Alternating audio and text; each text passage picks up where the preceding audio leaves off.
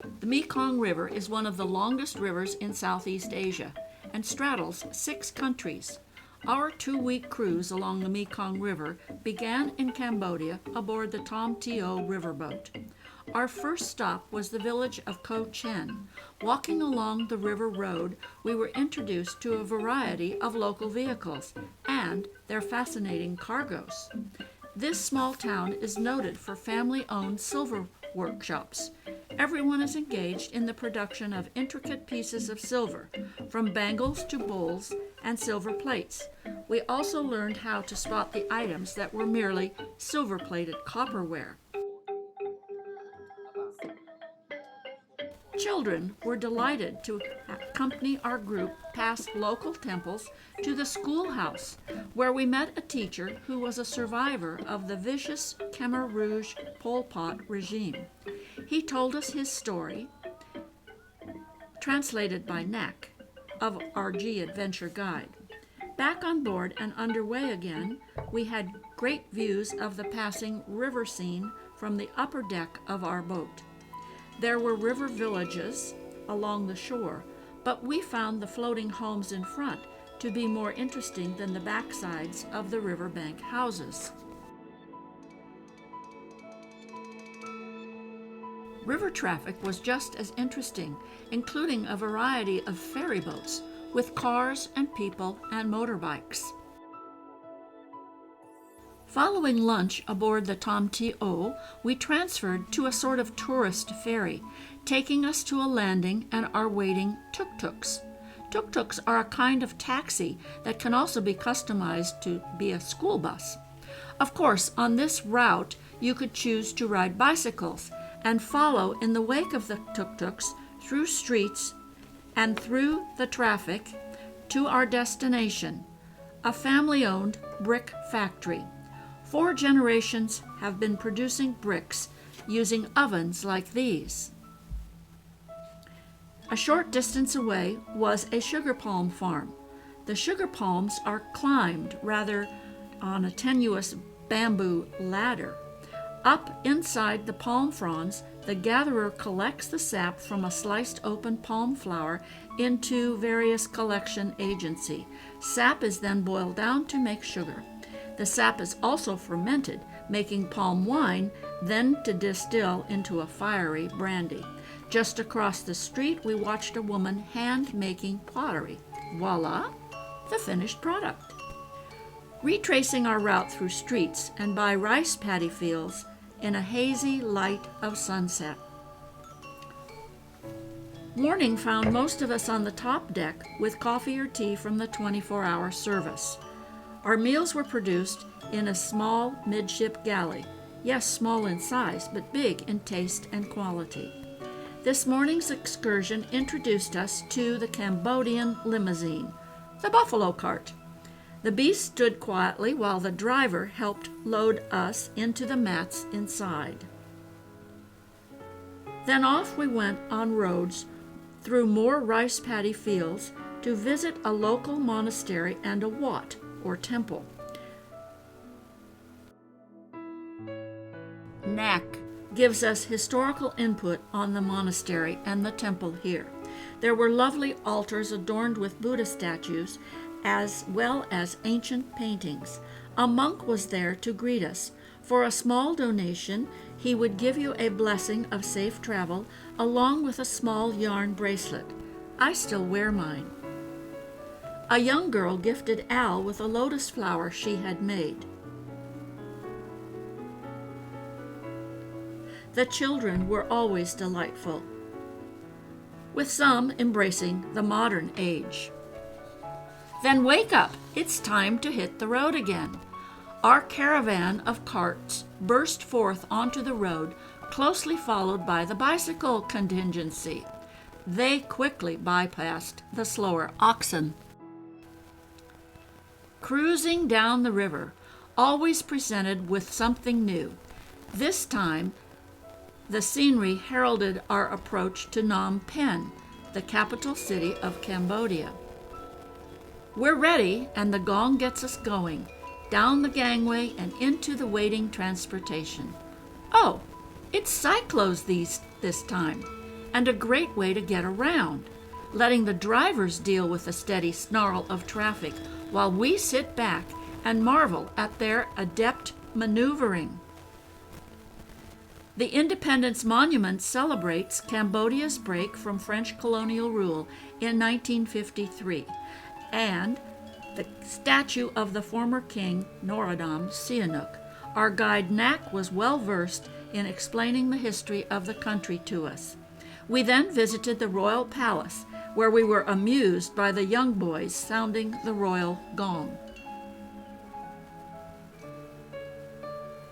Not so amusing was our visit to the killing fields just outside the city. This is a powerful memorial to the atrocities of the Khmer Rouge Pol Pot regime. Mass graves still give up bones and remnants of clothing.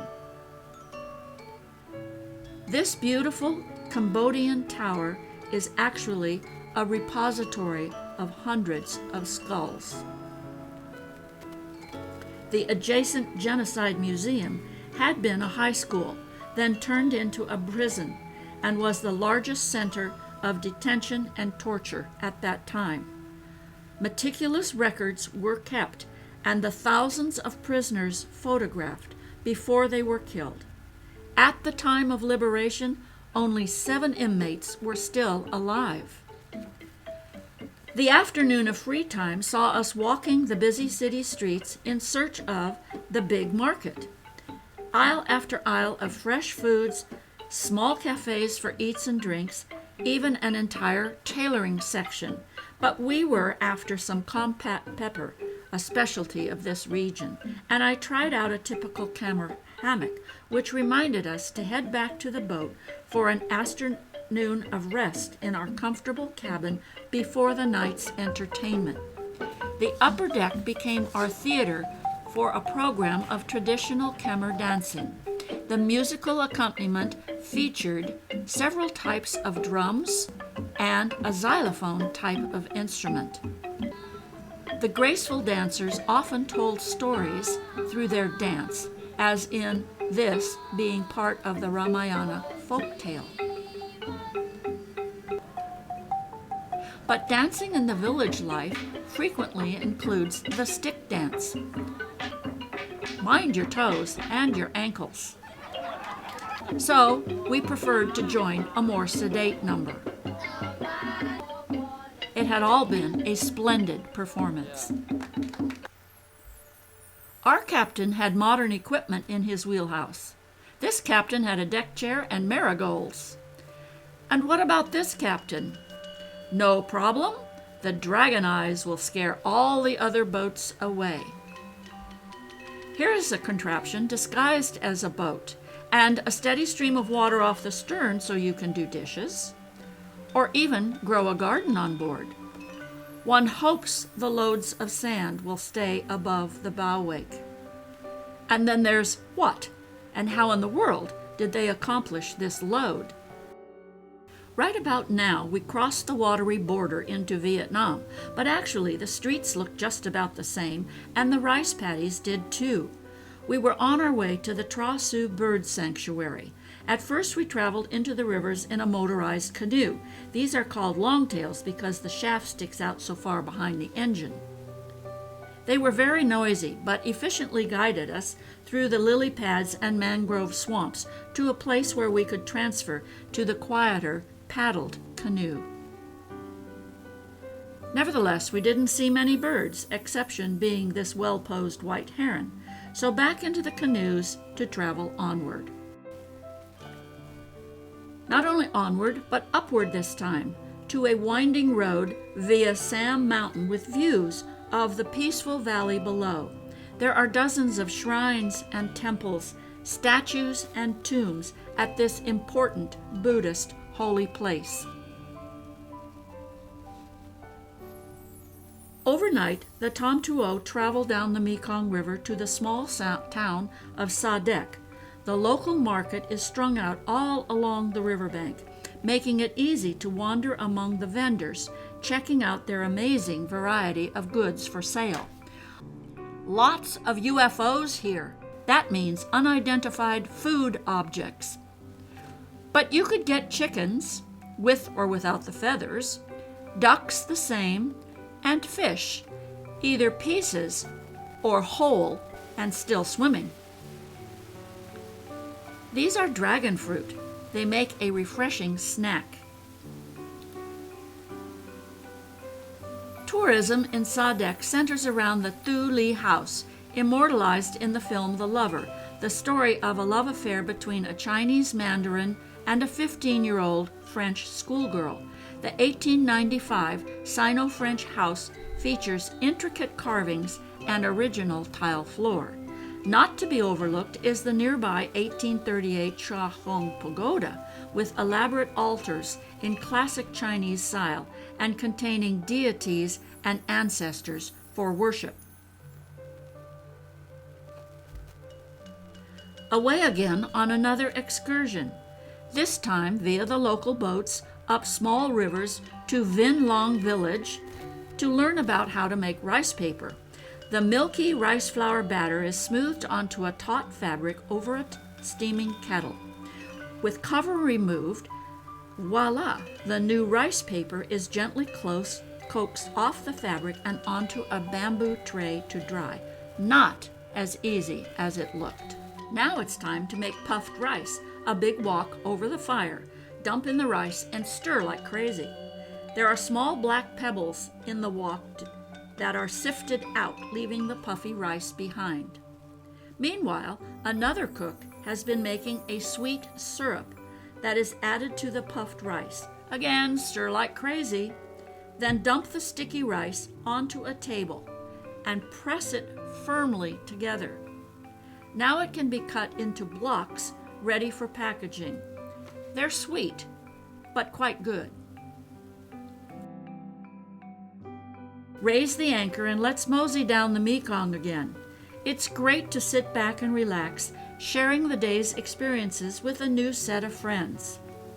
The captain keeps a good eye on the river traffic, while we keep an eye on other river interests, the loaded barges, or men loading rice bags onto a barge, or even fish traps. Always fascinating are the floating villages. Whole groups of boats and barges and houseboats are tied together to become a community. Many houses have a fish farm underneath as well. There are floating gas stations and floating stores too. So much to see along the Mekong River. Here's the gong telling us to get ready for today's journey. We hop aboard a small ferry boat to take us up the canals to Mai Tho village. The premier sight to see in Mai Tho is the Vin Trang Pagoda. This ornate temple, a blend of East and West architectural styles, is surrounded by elegant gardens of lush tropical plantings.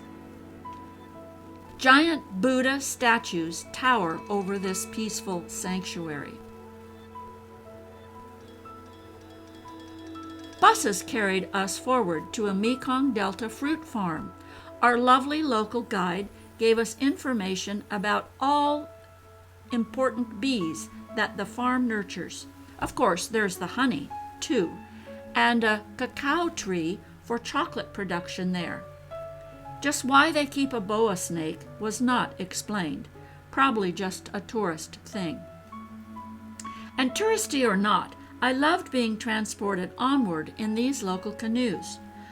From the small landing, we followed a path leading us into a really big restaurant complex. First course was our favorite tropical fruits. Then you were on your own to order the lunch. Like, well, just what was that thing? Full of new experiences, we headed back to our boat.